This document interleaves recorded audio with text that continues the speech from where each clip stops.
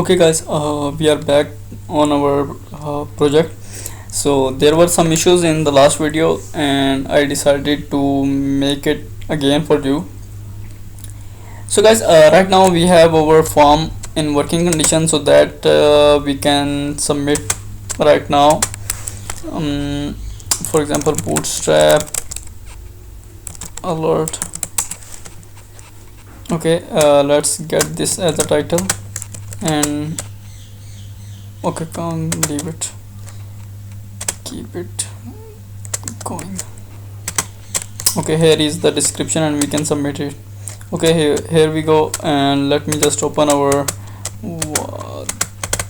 project. Inside that we can have a look to our this database table. So here we have one entry right now. So now what we have to do is we have to make a new page where we can display our projects blogs we have submitted. So for that blog, okay, just clone this. Let me just clone this. Okay, I have made a new file and blog list, we name it blog list.html. So inside that what we are going to do is div container margin top is equal to 3. Inside that we will show the details. Okay, before that let me just include one thing so we can get the response messages when we are going to submit our blogs. So for that what we have to do is from Django .contrib import messages, and we have that. Okay, messages dot success, and we can say that request, and inside message successfully submitted, new blog submitted. Okay, here we go with that. And okay, there is a indentation issue. Okay, so that's fine. And even if there is an error message, we can display that as well. Oh, what the else? For that we will say warning. Okay, successfully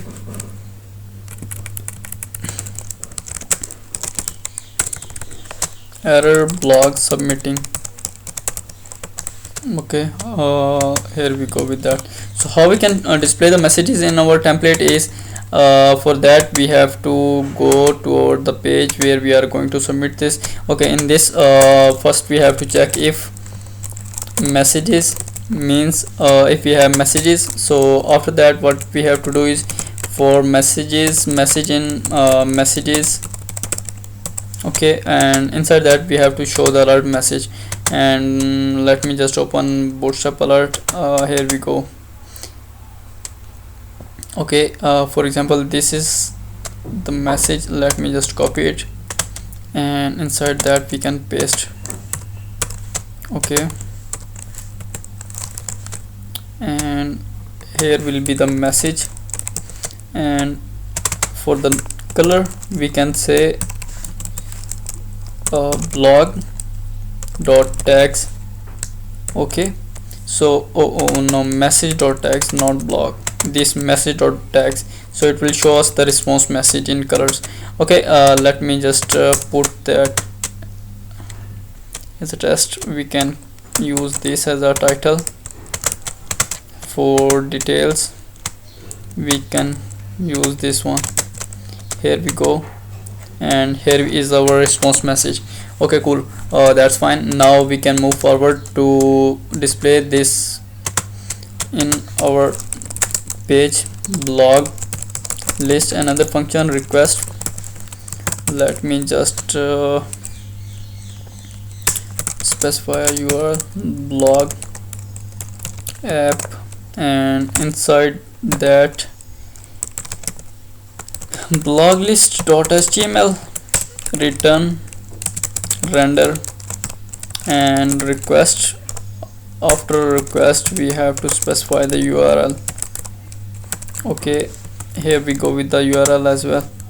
And now what we have to do is inside the blog list container, okay, we have to get the layout for that. Okay, leave that, let's make it card, and we can specify the margin as well, margin to card body,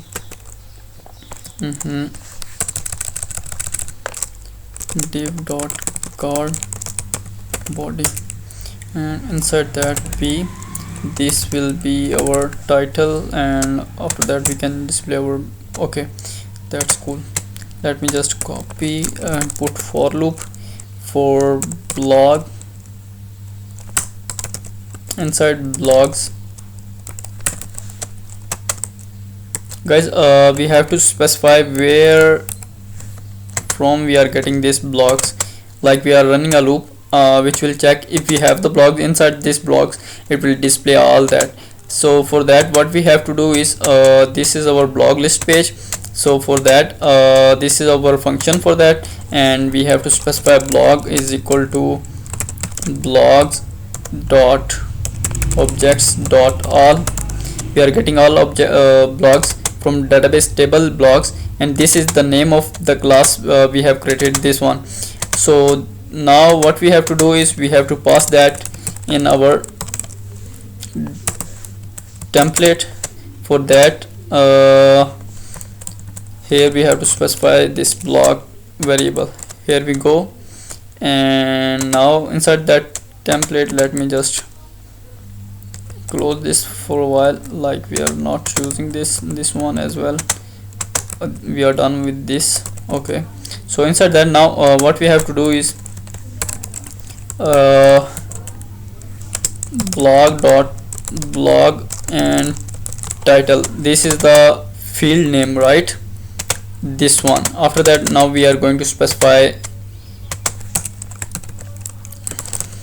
description, second field. So here we go with that, and let me put a link. Okay, we don't have URL for that blog list, for that blog list, and we can name it this. Okay, there is a mistake. Here we go. Inside base now we have to create a new nav link which will specify as blog list instead of the blogs. Here we go. Okay, now we have to refresh, and if we click on blogs it will display us all the blogs. So now what we have to do, we have to, right now it displays us the complete message description details, but we don't need that here. For that what we have to do is we have to slice this slice and into 30 words. Okay, so here we go with short details, either container card, and we can say name it column 4. Let me try this, and here we go. But right now we didn't specify that this is a row, and then div row inside that we can do this, and here we go with this. Okay, and moreover what we have to do is after card body we have to specify a link.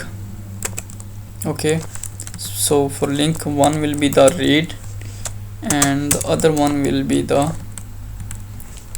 update. Let me have a look. Read and update card.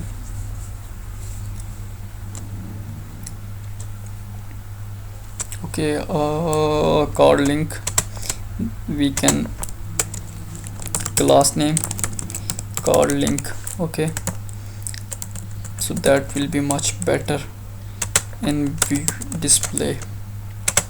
Okay, so finally we can put this in paragraph as well, and that will be much better now.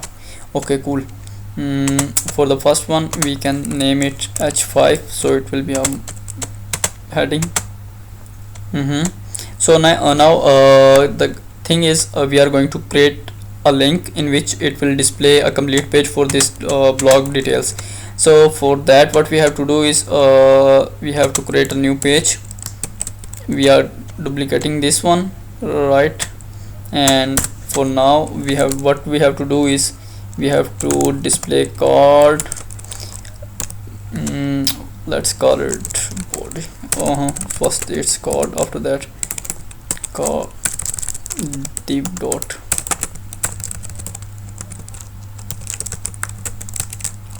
h3 or either h2. For that, this will be our blog title, and p dot lead.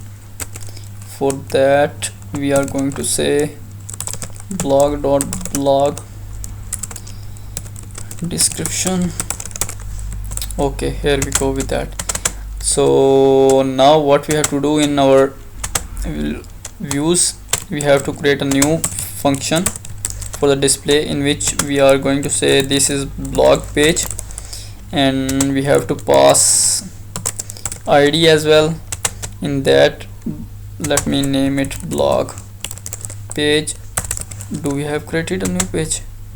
Okay, actually we have created this one, but we haven't named it yet. So for that blog page, we are naming this blog page. So here we go with that. Okay, here we are going to use get, and we have to use which one on the behalf of id. So let me put this id. This one id is the one on which we are filtering our data from database. Okay, so blogs, if we have passed this blogs, right now it's blog, so that will display us the details here as well. So now what we have to do is we have to create let me close this one right now. Okay, we have to use this as our. So what we have to do to display one specific item from the database is we have to make a new URL in which we are going to specify blog page, in which we have to pass our id as well, int id, and this will be our blog page. Here we go, and inside that this is exactly the same thing we have to do. And now here what we have to do is inside this link we are going to pass our id to the page blog app, after that blog, and here it should be blog.id. okay, this will display us the complete details. Let me just refresh, and whenever okay, here we go. So guys, have you seen this? This is a specific page for our blog details. Okay, so one thing was that now what we have to do is we have to make a page where we can update this blogs. Okay, so for that now we are going back. This is done. Okay, this is done, and for that what we have to do is we will copy exactly the same code. Okay, the one we have created before for creating a new blog update. We are renaming it blog update, and we have to use the same page for the blog, like we are just cloning it and making another page. So inside that what we have to do is, let me name it first update, blog update. So okay, this is fine. We can block update form. Okay, here we go with that. And this is the blog one, blog update. Inside the views, what we have to do is now we have the query to get the details blog. So inside this page, what we have to do is first we have to get the data of that blog which we are going to update. We have to pass id. So for that we have to pass this id through our url as well. So let me create a new url, blog update int id. We are passing our id. For update we are going to use the update link. Here we go. Cool.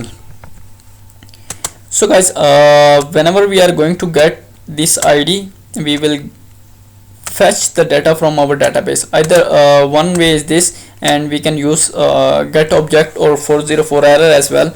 If there is no id, it will show us error message, but right now we are this is the easy way to tell you to perform this functionality. Now what we are going to do is we are creating a dictionary in which we are going to specify blog title, and that will be blog underscore title. Okay. Oh, so there is no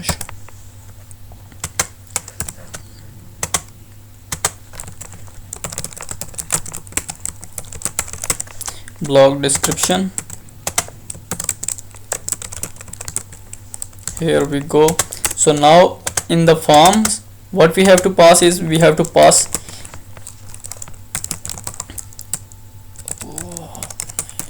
initial. So we are passing this data so that our field will be populated with the data blog missing one required positional argument id. Blog new. Just, oh my goodness, we have done a mistake. Instead of this, we were performing this functionality out here in this one. Instead of that, let me just copy this and this.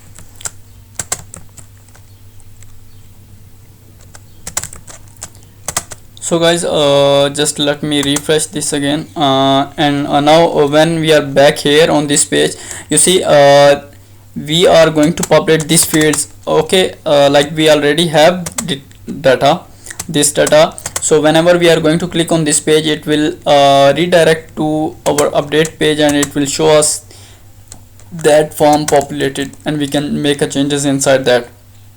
So one thing is this, we have passed that data.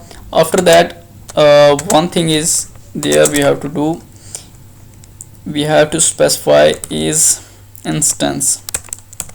Okay, so this is the this is cause we are updating a previous data in a database table. So we have to specify that, okay, this is the row which we are going to update. For that, we have got the details from our database table, and we have to pass that as an instance. So that new blog updated blog details. Okay, here we go with the details for updating, and let me check the URL as well. Okay, cool. Now we have to go to our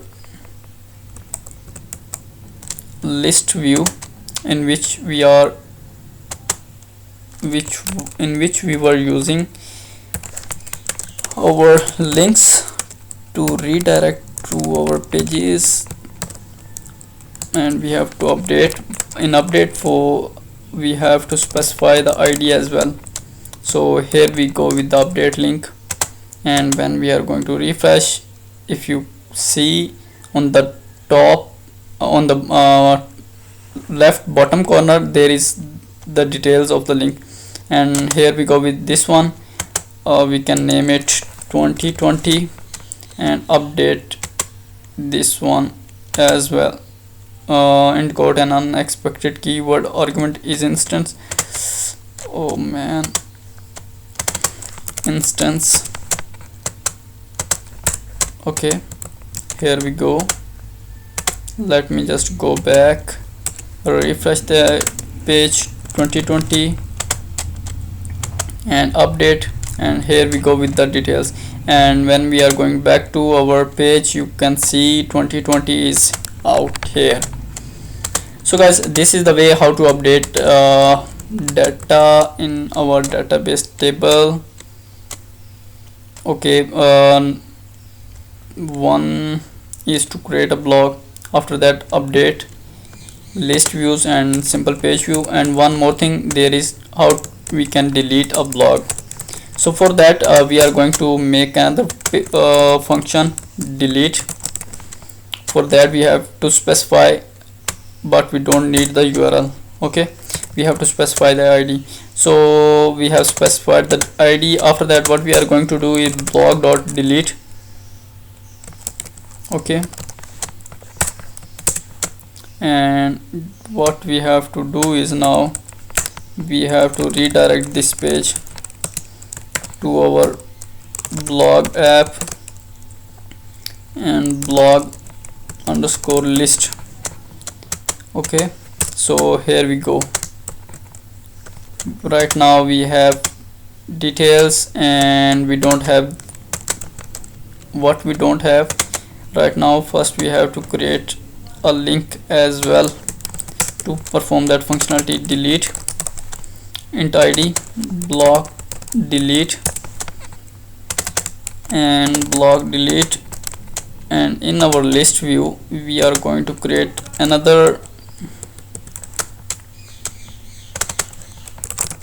blog delete. We are passing this delete. We can color it as well, text danger.